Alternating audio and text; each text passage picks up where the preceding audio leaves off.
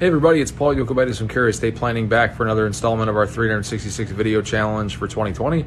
Today I wanted to talk about moving documents from one state to another when you move, right? So I met with clients today that moved here from Florida, and they simply just wanted to have their plan reviewed and to basically update it, do anything that needed to be changed to make it a North Carolina plan. And there's some nuance to that, right? So generally speaking, most of the documents that you have from another state may not need to be updated at all, right?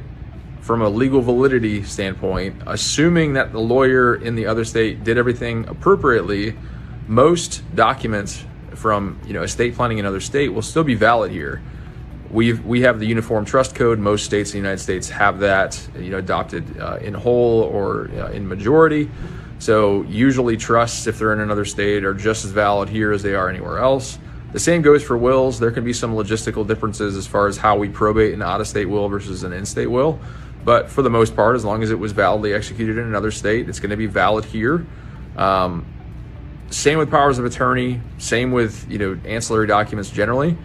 The issues end up becoming twofold. One is, does your plan still do what it wants or what you want it to do, what you need it to do?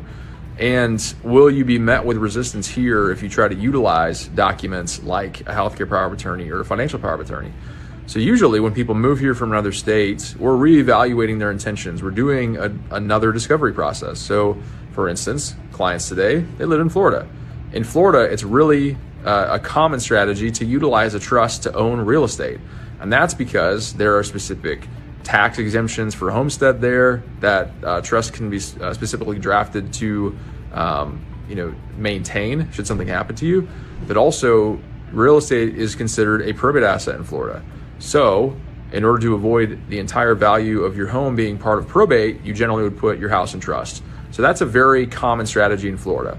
That's not how it works here. We don't have homestead exemptions for tax purposes, and probate is real estate is a non-probate asset. So if trusts are utilized in Florida just to avoid probate for real estate, that's not a valid reason to have a trust here in North Carolina. So we're reevaluating the purpose of planning generally. What are the objectives that we're seeking to accomplish? Does the trust plan still do that, or do we need to unwind that and make it more simple? So the other issue is healthcare powers of attorney and financial powers of attorney. If you have Florida documents, you're going to have what's called a healthcare surrogacy or healthcare surrogate form. That document, if you brought it to a North Carolina hospital, may be met with resistance simply because of a lack of education, not because of its lacking any sort of validity from a legal standpoint. If you walk into a hospital with a Florida document, you may encounter a hospital administrator or a nurse that looks at it and says, I don't know if this is valid or not because it's a Florida document. So it doesn't mean it's going to be invalid. It just means that it could potentially delay, a life-saving, decision or action or authority from being taken because somebody just didn't recognize it as valid from the get-go. So that's a consideration. That's a risk that you have to be okay with or not okay with, right? And if you're not okay with it, we got to update your plan, right? So in this sort of circumstance, the client wanted everything to just go to their kids outright, free of trust, very easy. So our recommendation was to reevaluate a trust plan generally. Does that still do what you want it to? The answer in this sense was no, because it was an unfunded trust. Everything would dump into the trust through a pour over will and then have to come right back out. But there's logistical difficulties in flowing things through a trust when it's not all the way already funded. So if things are sort of by intestacy or through a pour over will going into a trust, not by intestacy, but through beneficiary designations or through a pour over will into a trust and then coming right back out, that's not a really efficient way to pass wealth.